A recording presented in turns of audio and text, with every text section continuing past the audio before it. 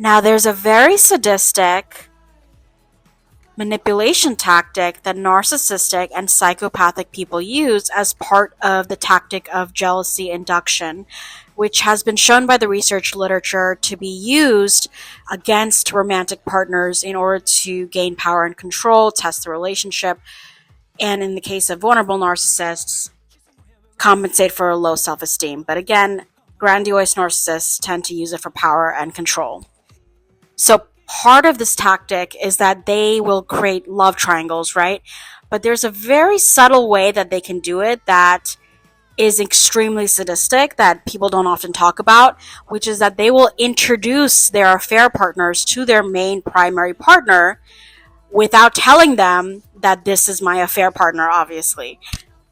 And psychopaths, especially, even more so than narcissists, get a kind of duping delight out of this type of manufacturing of a love triangle because the two parties are unaware that they are being pitted against one another, or even if one of them knows, it's for the shock effect.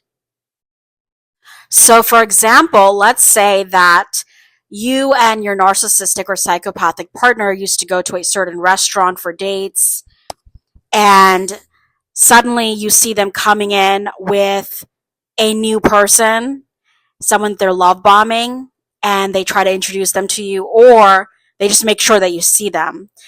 And this is to create chaos, right? This is to make sure that the unknowing partner feels uncomfortable because you're uncomfortable. And of course, you're going to react in a certain way that's going to make the other person suspicious.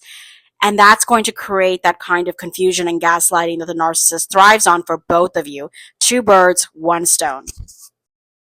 Now, this doesn't just happen in romantic relationships. It can also happen in family dynamics and in the workplace, but in a different way.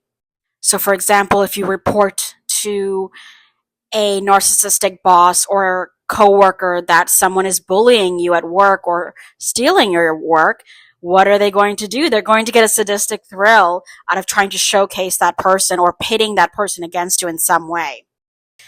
Or it could be the opposite. They could try to torment the other person and go back and forth, take turns torturing the both of you.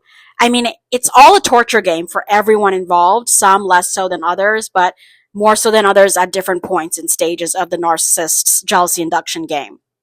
Or in family dynamics, they may scapegoat one sibling and pit them against the other sibling, spreading rumors or spreading misinformation about the other sibling to that sibling, knowing that there's an ongoing rivalry or conflict. Or they will take advantage of any ongoing rivalry or conflict in order to distress the scapegoated child and uplift the golden child. Or they can take turns again, switching between the two and the two roles that they play.